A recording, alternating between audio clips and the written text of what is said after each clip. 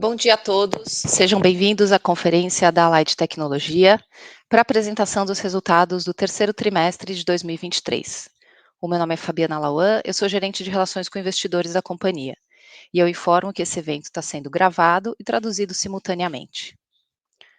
Todos os participantes estão apenas ouvindo a conferência. Em seguida, iniciaremos uma sessão de perguntas e respostas.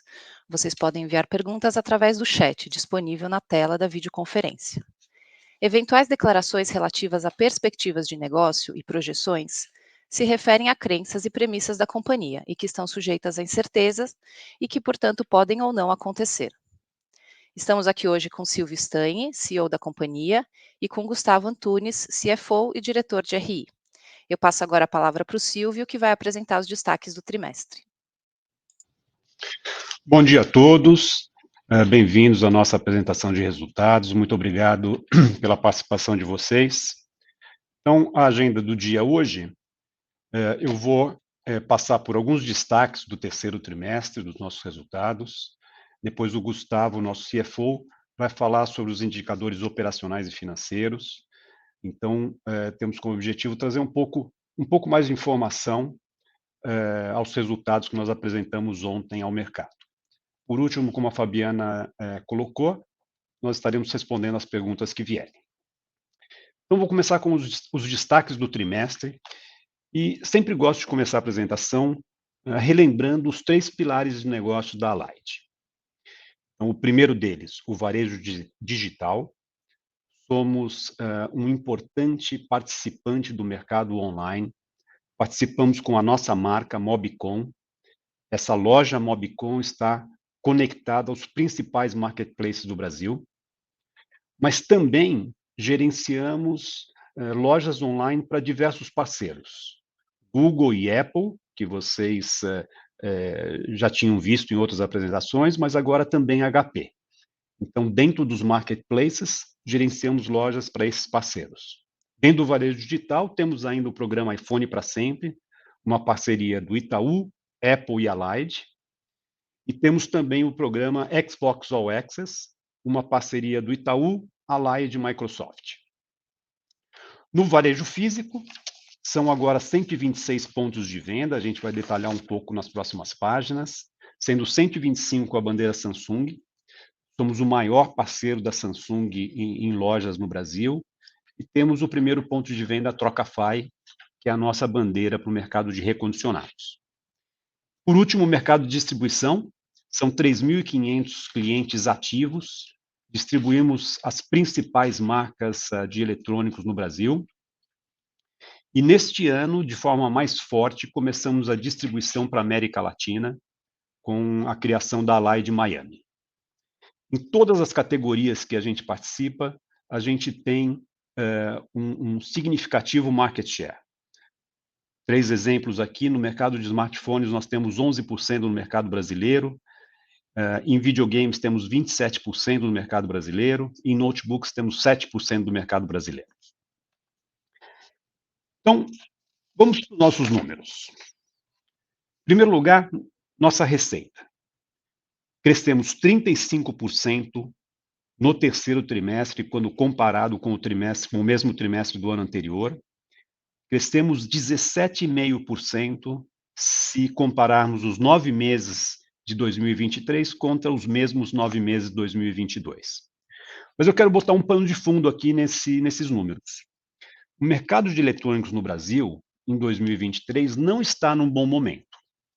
Então, vou dar alguns dados para vocês. Se nós pegarmos o mercado de smartphones, por exemplo, em termos de eletrônicos, é o maior mercado, é um mercado de 45 bilhões de reais esse ano. Esse é um mercado que está caindo 10%. Há muitos e muitos anos que o mercado de smartphones não caía no Brasil, e esse ano cai 10%. O mercado de televisores está caindo 7%. O mercado de notebooks está caindo 13%. Então, é um ano duro para o mercado de eletrônicos, por diversos motivos, pelos motivos macroeconômicos, o custo do financiamento bastante alto e os itens eletrônicos no Brasil, eles são, na sua grande maioria, financiados ao consumidor. Mas, apesar dessa queda do mercado, apesar do momento difícil do mercado de eletrônicos, a gente consegue crescer ano contra ano 35% e no acumulado 17,5%. Então, estamos bastante orgulhosos de ter conseguido esse resultado. Na parte do meio, nosso lucro líquido. Tivemos 20 milhões de lucro no terceiro trimestre de 23. Esse lucro é o dobro do lucro que nós obtivemos no terceiro trimestre de 22. Então, apesar da dureza do mercado, prezamos a última linha e conseguimos trazer lucratividade novamente. E boa parte dessa lucratividade vem de uma disciplina que tivemos na geração de caixa. Este ano acumulado já são 505 milhões de geração de caixa. Conseguimos isso através de um menor nível de estoque, sem impactar nenhuma ruptura, com melhor gerenciamento das nossas contas a receber e com renegociações com nossos fornecedores, conseguindo condições melhores de pagamento. Com essa geração de caixa, se nós olharmos o endividamento da empresa e olharmos pelo índice de dívida líquida pelo EBITDA, a gente chega ao nível de 1 vez. Isso é um dos menores níveis que tem no mercado, então estamos muito tranquilos com relação ao nível de endividamento da empresa. Como é que a gente chega nesses números? Primeiro quero falar da distribuição. Então, do lado esquerdo, o trimestre, crescemos de 801 milhões do ano passado para 1.267 bilhões esse ano. E como vocês podem ver nas barras aqui, o crescimento expressivo é da nossa área internacional, da Light Miami. Então, são 518 milhões no terceiro trimestre. Se nós olharmos o ano, já é 1,4 bilhão de reais vindo da Light Miami. Recentemente, nós emitimos um fato relevante dizendo que a nossa operação internacional esse ano seria entre 1,6 e 2 bilhões de reais de faturamento, e estamos a caminho de alcançar esses números. Então, a Light Miami, muito importante, crescendo muito, com relação a 22 era ainda uma operação embrionária, 23 realmente que a gente foca nesse lado do negócio. Mas no terceiro trimestre, eu quero também reforçar os nossos resultados na distribuição Brasil. Crescemos de 720 milhões para 749 milhões, 4% de crescimento, no mercado onde só smartphones, como eu disse, está caindo 10%. Então, é um resultado bastante bom comparado com a situação do mercado. Na parte de baixo dessa página, a gente fala um pouco sobre a lucratividade, sobre a margem bruta. Então, a operação de Miami é uma operação de 2% de margem bruta. 2,2% foi o acumulado nesse ano. Esta é a margem deste negócio. E na distribuição Brasil, a gente vem comentando repetidamente que a nossa margem no Brasil é entre 9,5% e 10,5% na distribuição. E se vocês olharem aqui no quadro, no acumulado do ano, 9,8% de margem bruta, estamos dentro dos parâmetros. Ano difícil, mas a gente preza entregar os níveis de lucratividade que nós nos comprometemos. A maior participação de Miami acaba trazendo uma margem bruta total menor. Mas é importante salientar 2 pontos. Em primeiro lugar, que a venda de Miami é uma venda adicional. Ela não compete com a distribuição Brasil.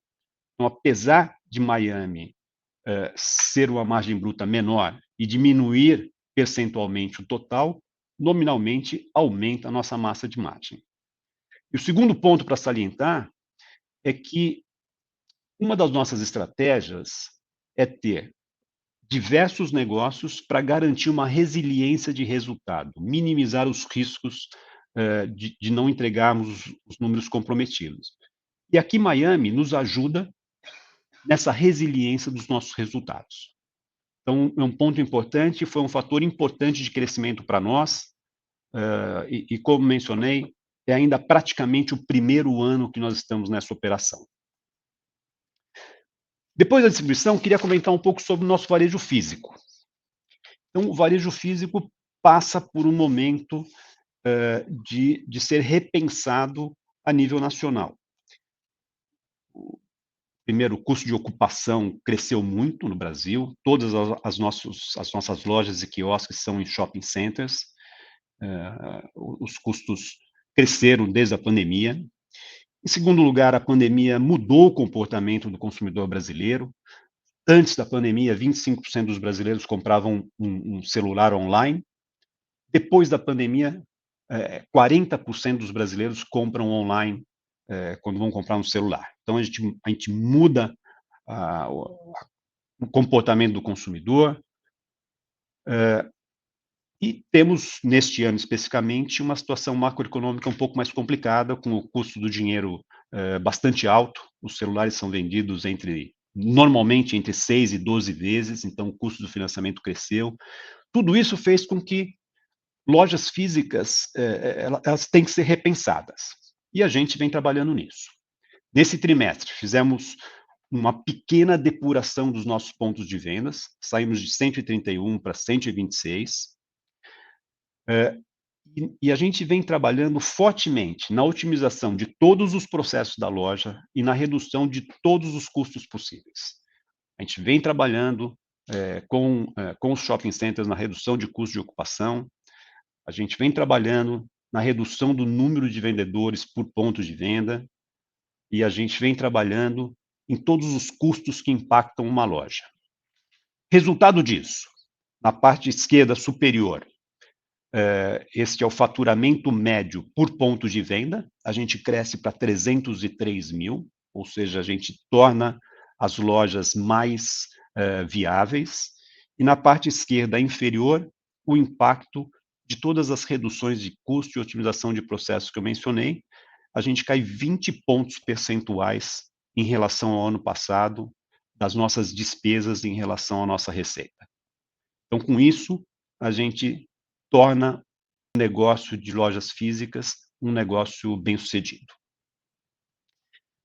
E, se nós olharmos o total das nossas receitas, o terceiro trimestre, então, 1,5 bi, é o melhor terceiro trimestre da história da Allied. E esse 1,3 bi, se nós quebrarmos os 3 pilares de negócio, na distribuição, 1 bilhão 267 milhões. A gente gosta sempre de comparar com 2019, que é o ano pré-pandemia. Então, se nós olharmos isso, é um crescimento de quase 2 vezes em relação a 2019. No varejo físico, se compararmos também com 2019, a gente cai, mas estamos trabalhando para sempre trazer a lucratividade. E no varejo digital, gostaria de ter 2 pontos de vista aqui. Com relação a 2019, nós somos o dobro. Com relação ao ano passado, a gente vem apresentando uma queda. O mercado online vem bastante competitivo, alguns varejistas têm sido bastante agressivos no 1P, e isso fez com que nós diminuíssemos, porque nós não abrimos mão da nossa lucratividade. Então, resolvemos que era melhor diminuir o varejo digital, mas continuar entregando resultado positivo. Por último, queria falar dos nossos outros drivers de crescimento. Em primeiro lugar, a Trocafy, mercado de recondicionado. Nossa tese é que o mercado de recondicionados do Brasil vai crescer significativamente nos próximos anos.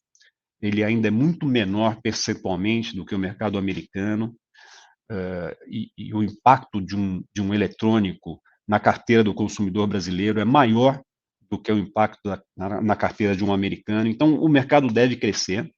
Nós criamos a Trocafy. A Trocafy foi criada em maio do ano passado, completou seu primeiro ano de operação, e a gente tem fortalecido e focado essa operação. Primeiro, aumentando os pontos de captação de telefones usados.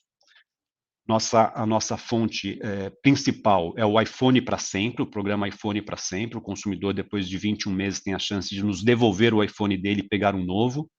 Então, essa é uma fonte de captação de produtos usados.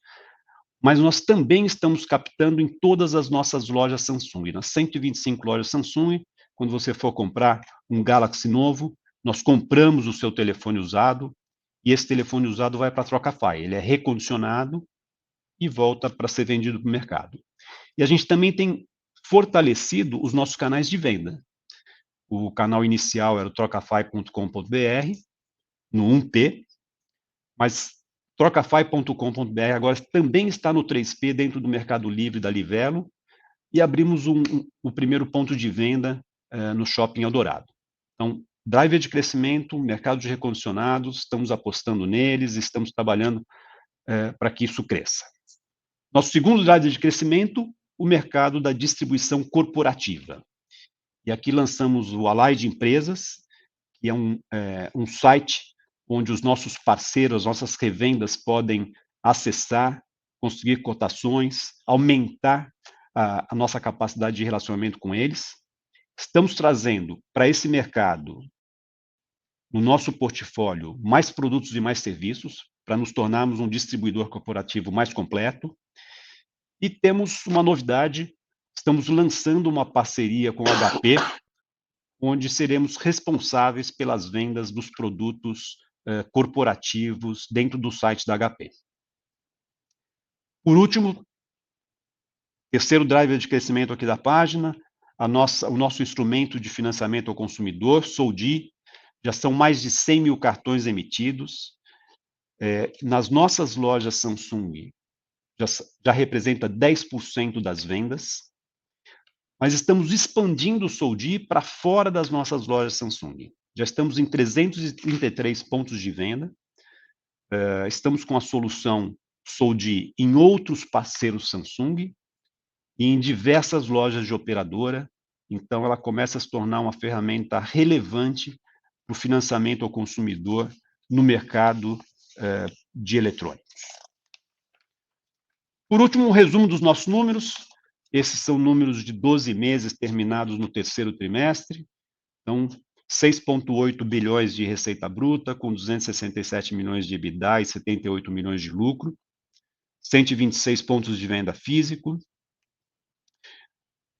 Temos trabalhado bastante na qualidade de todos os nossos serviços e chegamos agora a 62% das entregas realizadas em até 48 horas. São 6,7 milhões de produtos vendidos em 12 meses. E os market shares em 3 categorias. Em smartphones temos 11% do mercado brasileiro, videogames 27% e notebooks 7%. Esse é um resumo do terceiro trimestre. E agora eu vou pedir para o Gustavo detalhar um pouco mais os nossos indicadores operacionais e financeiros. Vamos lá, Gustavo? Vamos lá, obrigado, Silvio. Bom dia a todos. Bom, essa primeira página a gente mostra aqui a abertura de receita, de EBITDA e lucro líquido consolidado da companhia. E antes de entrar nos números, acho que em linha com o que o Silvio apresentou, a nossa companhia é uma companhia que leva produtos e serviços de eletrônicos de consumo para empresas e consumidores no Brasil e, mais recentemente, na América Latina. A nossa importância aqui é de ser parceiro dos principais varejistas e das principais marcas globais que atendem os consumidores e os varejos do Brasil e da América Latina inteira. Então, a gente conseguiu surfar uma onda muito boa e aproveitar as oportunidades do período da Covid. E eu acho que esses 9 meses e esse terceiro trimestre é um bom reflexo de como a companhia se reorganizou e se reestruturou no mundo pós-Covid, em que a participação da venda online foi maior, em que o varejo físico mudou de como era antes, em que os nossos clientes aqui no Brasil também mudaram.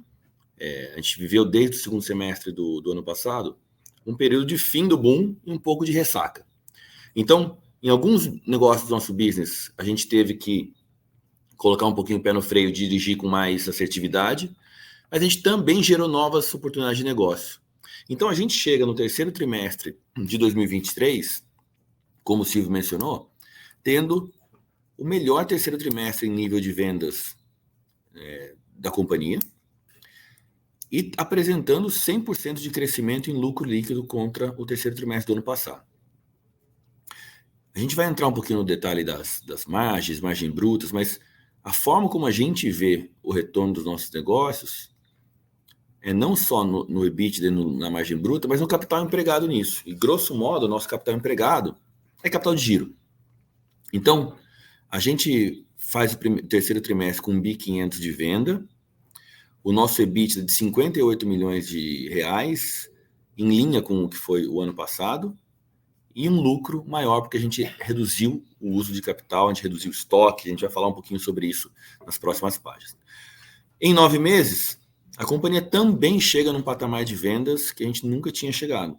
Então, 4 bilhões e 400, que é a nossa capacidade de gerar e suprir os consumidores e varejos, de ajudar as marcas. Silvio falou da parceria com a HP, a gente tem a distribuição internacional, a gente tem parceria com a Samsung no varejo digital. Então, a gente é um grande parceiro com Microsoft no varejo digital, com Apple no varejo digital. Então, a gente é um grande parceiro dessas marcas e consegue levá-las em mais parcerias, fazendo mais negócios.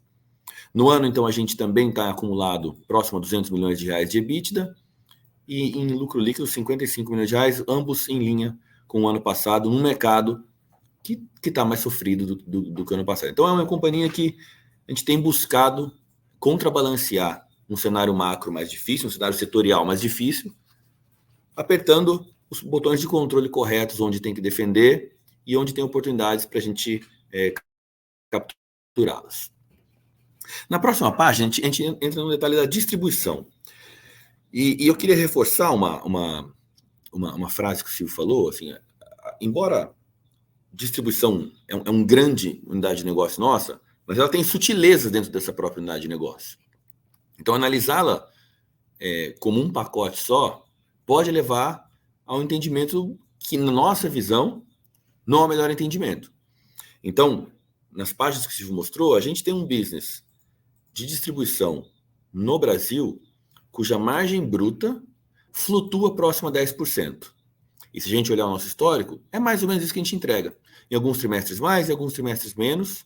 Esse trimestre, a gente apresentou 4% de crescimento em vendas e 9,8% de margem bruta no Brasil. 9,8% é uma margem razoável para esse negócio. E é o que a gente vem falando desde que a gente virou uma companhia listada, que é o que é razoável o público esperar. Por outro lado, na distribuição internacional, é um negócio diferente do Brasil.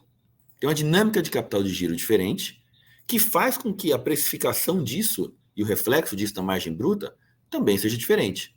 Então, é um negócio cuja margem bruta esperada flutua próximo a 2%. Particularmente nesse trimestre, a gente entregou 2,2% de margem bruta. Então, quando a gente olha tudo, é uma combinação de um negócio de margem 10 com um negócio de margem 2, e isso no combinado, quando a gente olha essa página, por exemplo, a gente olha 2021, 2020, a gente não tinha distribuição internacional. A hora que traz para dentro, essa combinação muda. Do lado direito da página, na parte superior, eu queria salientar que nos últimos 2 anos, então 22 e 23, houve uma mudança de patamar, embora agora esteja caindo o custo do dinheiro, mas a gente saiu lá de 4%, chegou a bater 2%, para um juros muito mais alto. Então, algumas categorias que a gente tinha que ter estoque maior, tinha que oferecer prazos maiores para os nossos clientes poderem vender, ou que a gente tinha que ter um sortimento que demorava mais para sair, cuja rentabilidade sobre o capital empregado eram desfavoráveis, a gente deixou de apostar nesse momento. Não saíram da nossa estratégia. Mas se o mundo mudou, a gente muda com ele. E o reflexo disso é que a gente tem menos produtos sendo vendidos e o ticket médio aumentando. Do terceiro trimestre do ano passado para o terceiro trimestre desse ano, quando a gente faz a conta em 12 meses acumulados nesse período, o nosso ticket médio aumentou 22%, apesar da queda em volume de produtos. E por que isso aconteceu? Porque a gente está abrindo mão de apostar em sortimentos grandes de categorias de menor valor agregado. A gente trabalha com categorias de produtos de ticket médio mais baixo. mas são aquelas em que a gente ou tem mais conhecimento, ou que a gente tem clientes que já trabalham com isso de forma azeitada. Então, a gente tem focado mais nas categorias que demandam menor capital empregado, maior giro. Então, esse é o primeiro, uma foto aqui, na verdade um filme aqui, né, da distribuição que a gente apresenta.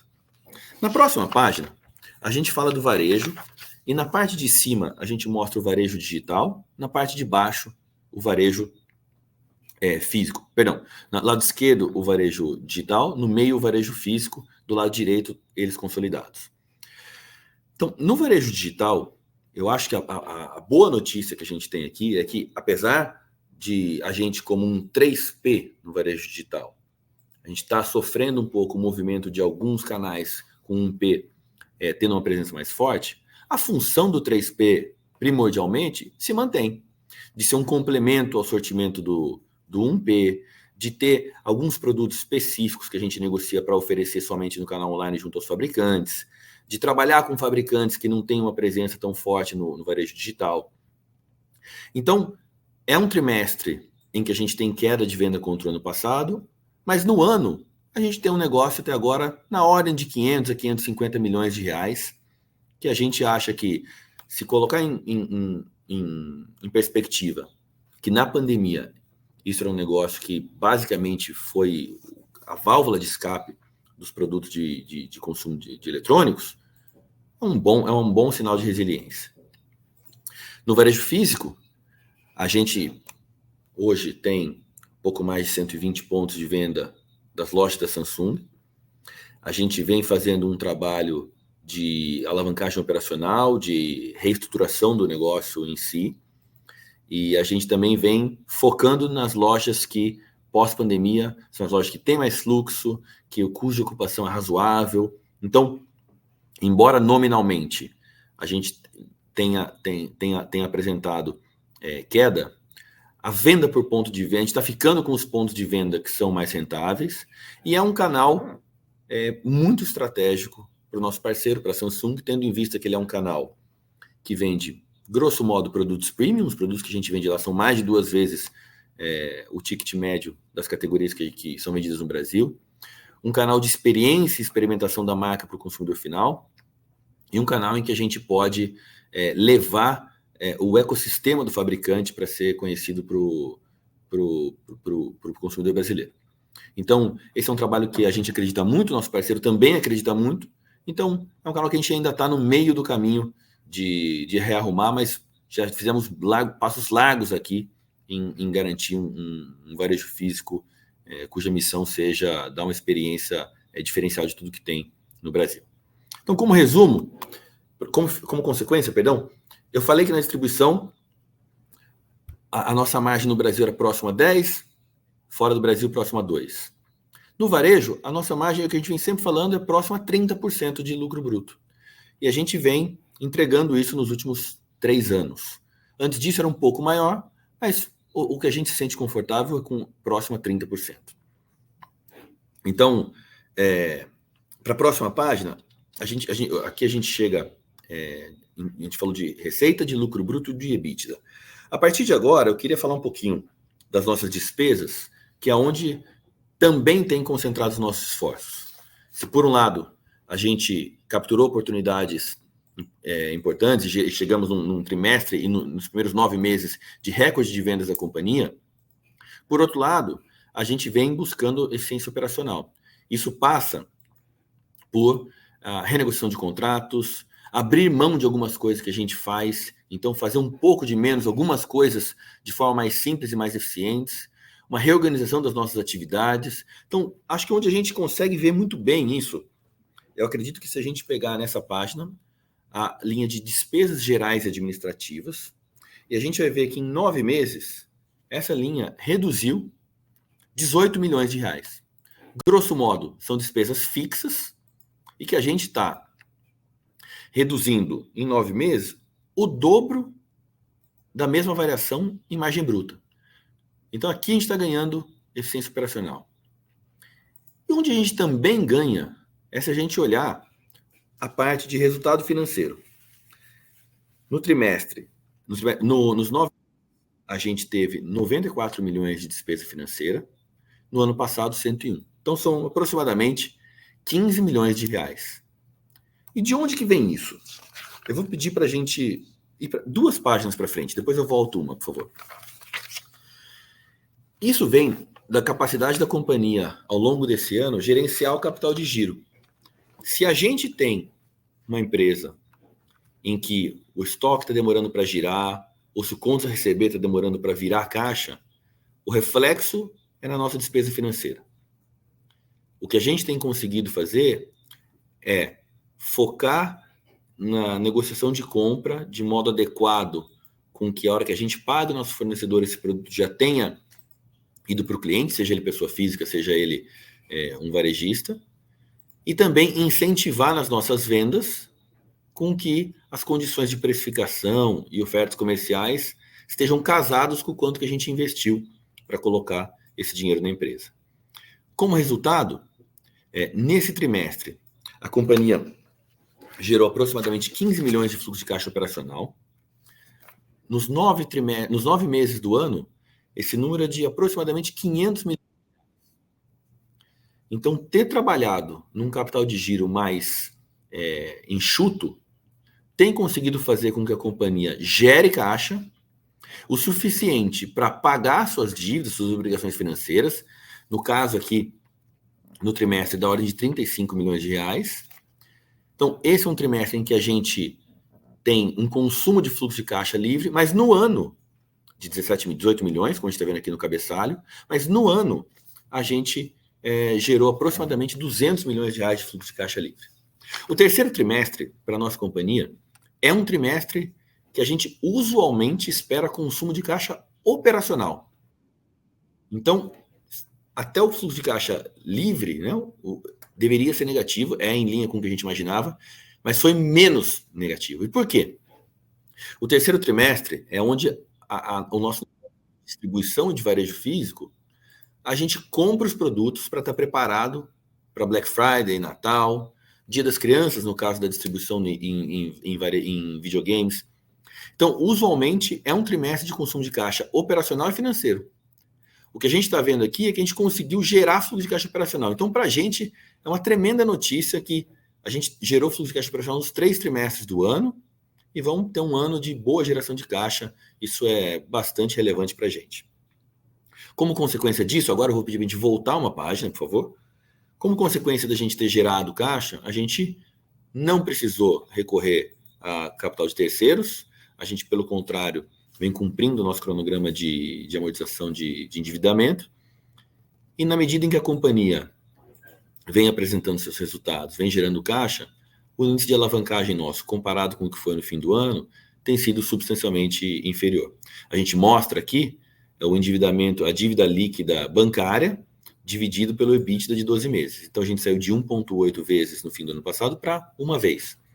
Então, a gente tem uma enorme satisfação de, num ano difícil, de num ano em que todo o setor que está no meio dos eletrônicos de consumo é um ano de arrumação, um ano de rearranjo, a gente tem sido capaz de gerar oportunidades novas de negócio que compensem a parte que a gente tem que arrumar e tem que talvez reduzir, fazer escolhas, priorizar. Então, voltando, é o melhor trimestre em vendas do ano da história da companhia. É o dobro de lucro líquido contra o trimestre do passado. São os melhores 9 meses de vendas na história da companhia. E a gente entrega um lucro líquido em linha com o ano passado, mesmo num cenário para o nosso setor mais difícil. Eu agradeço aqui a presença de todos. Vou passar para a Fabiana. A gente tem agora uma sessão de perguntas e respostas. Fabiana, vou passar para você e veja as perguntas para a gente responder.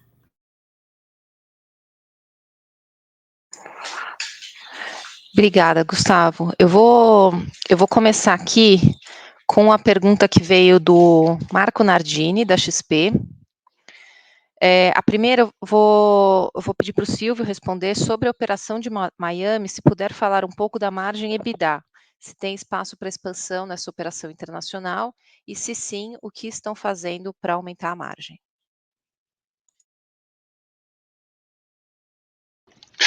Bom, obrigado pela pergunta.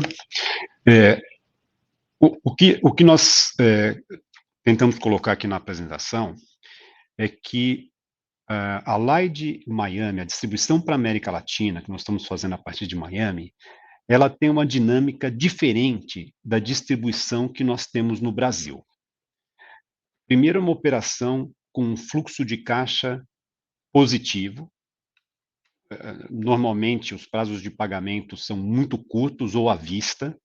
Então, nós temos um prazo de recebimento bastante encurtado. Então, ela é uma operação que nos gera caixa. Em contrapartida, é uma operação que não vai mudar o nível de margem que nós estamos vendo. É entre 2%, 2,5% e vai continuar nessa faixa, que é assim que se trabalha para exportar de Miami para a América Latina. Foi só o primeiro ano de operação. Nós já temos alguns produtos, estamos com um fabricante de celular, temos memórias, estamos fechando com videogames.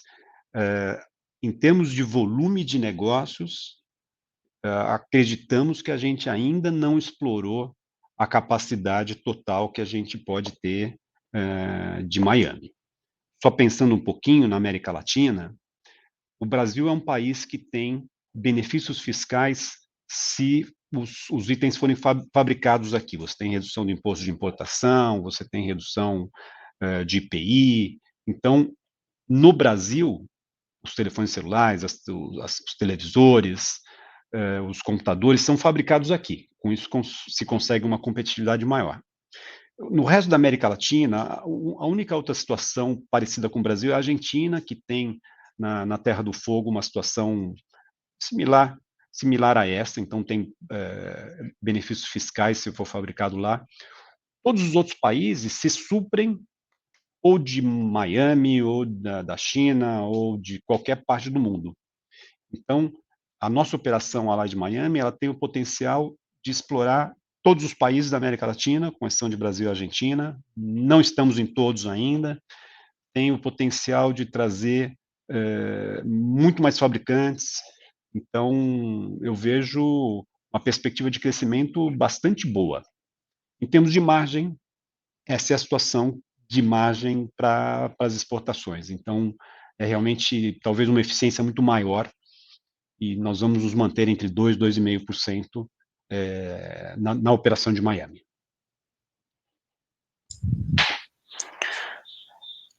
Tem uma continuação aqui da pergunta, na verdade é uma outra pergunta aqui do Marco. Essa aqui eu vou passar para o Gustavo.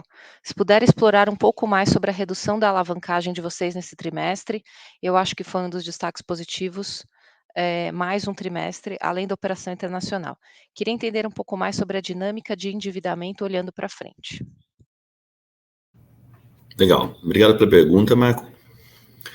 Bom, acho que esse é um ano em que a gente, por gerar bastante caixa, a gente não precisa se recorrer a bancos para a gente ter novo endividamento.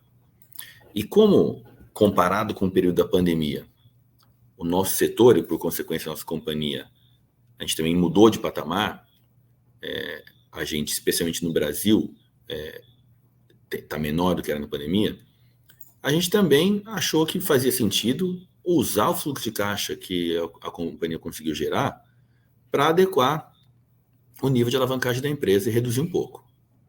Então, isso é o que tem acontecido neste ano. Para o futuro, a gente está atento aqui às condições de mercado, a gente está sempre em contato com os bancos parceiros nossos, e então a gente tem olhado qual a melhor forma de manter, eventualmente repactuar alguma coisa, captar alguma coisa. Não temos nada de iminente para comunicar para o mercado, mas é algo que está sempre no nosso radar, isso é importante para a gente. Mas na medida em que a companhia gere fluxo de caixa, a gente se sente confortável de, a posteriori, tomar a decisão entre manter o nível de alavancagem ou, eventualmente, distribuir proventos para a nossa estrutura societária. Então, ano passado foi um ano de consumo de caixa, esse ano tem sido um ano em que a eficiência do capital de giro liberou muito caixa para operação.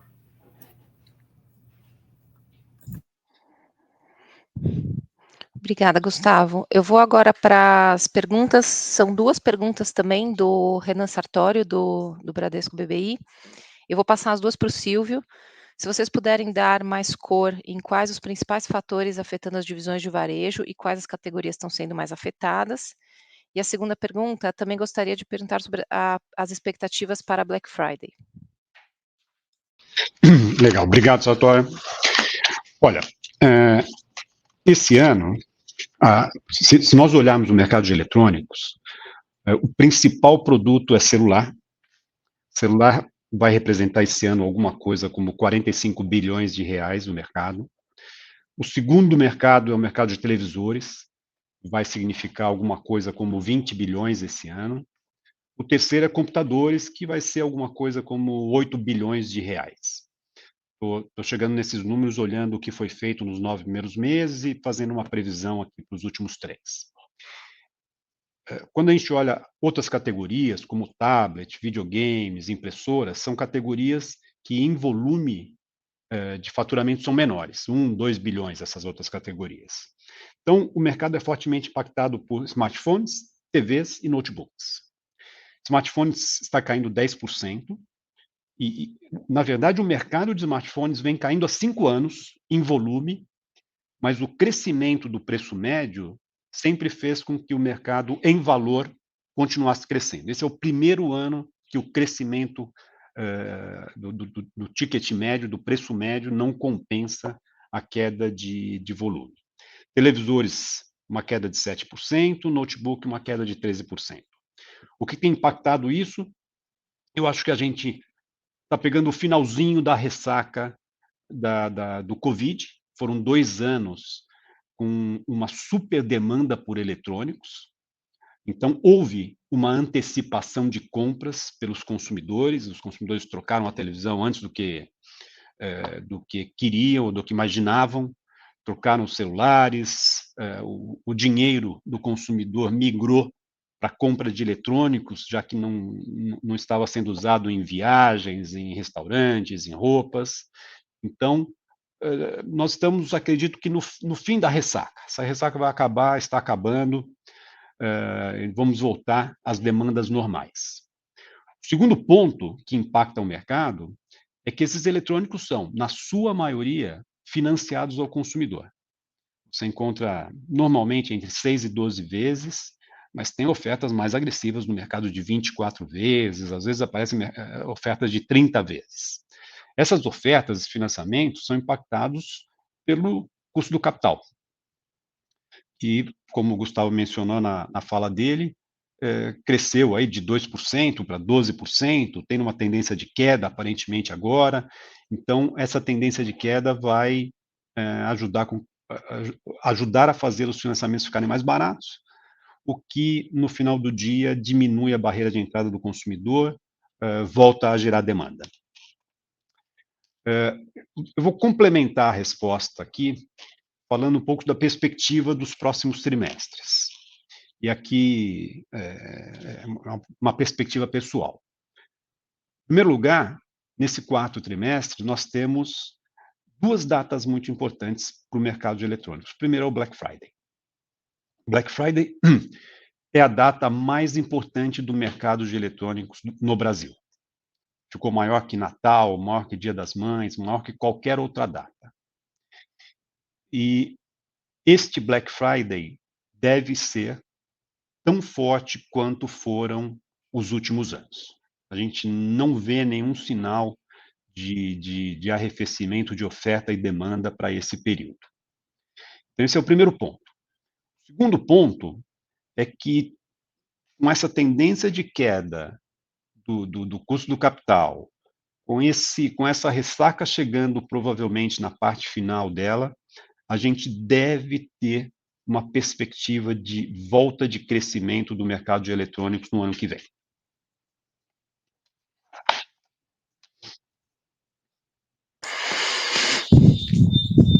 Obrigada, Silvio.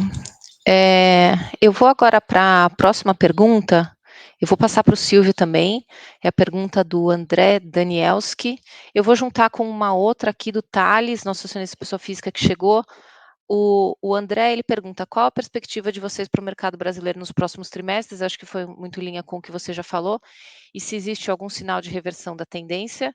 E eu vou colocar aqui a do Thales: considerando o leve crescimento da distribuição no Brasil, qual foi o tipo de cliente que sobressaiu para esse resultado? Alguma cor sobre o aspecto regional ou de tamanho desses clientes? Não, legal. Bom, obrigado, André, obrigado, Thales.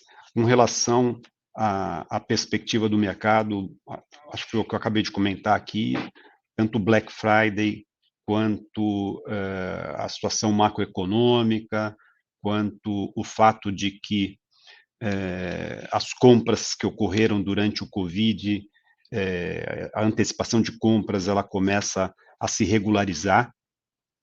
E aqui um ponto importante, durante o Covid, mudou-se o comportamento do consumidor com relação ao seu computador. Antes você tinha um computador por casa, e com o Covid, devido ao home office, nós passamos a ter um computador por pessoa dentro da sua casa. Todos aqueles computadores comprados em 2021, no ano que vem, começam a chegar no ciclo de troca. Então, começa a completar 4 anos, que é mais ou menos o ciclo de troca. Então, a gente deve ver uma volta, uma pujança maior do mercado de computadores no ano que vem. Então, acho que esse cobriu o ponto do André. Bom, nós mostramos um crescimento na distribuição de 4%. E de onde vem esse crescimento? Nós temos 3 times de vendas aqui dentro. Um time cuida do que a gente chama de grandes contas, que são os grandes varejos nacionais. Temos um segundo time, que é o time que nós chamamos de capilaridade, cuida mais ou menos de 150, 200 varejos. E este time, ele vem trazendo resiliência de resultado todos os meses, independente da situação de mercado. Então, como o mercado cai e eles continuam trazendo o mesmo volume de vendas todos os meses, isso explica parte do nosso crescimento. Então, alguns varejos regionais têm crescido com a gente, alguns varejos do marketplace têm crescido bastante com a gente. Nosso terceiro time de vendas é o time que opera o televendas. Então, a partir do varejo número 200 em diante, mais ou menos, nós temos um time interno. Este time, com uma eficiência muito maior de operações, tem crescido significativamente esse ano. Então, o nosso crescimento, em resumo, o nosso crescimento vem bastante dos varejos menores e bastante dos varejos regionais. Daí vem esses 4% de crescimento, que comparado ao mercado, que está caindo em média 10%, é bastante significativo. A gente ficou bastante contente com o resultado.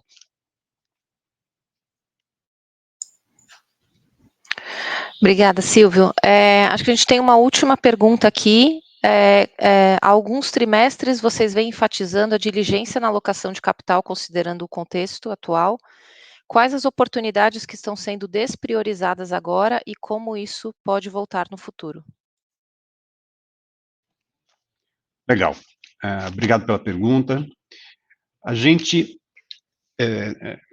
desde o nosso IPO, a gente vem mencionando que alguns drivers de crescimento para nós é o aumento, um deles é o aumento da categoria de produtos na distribuição.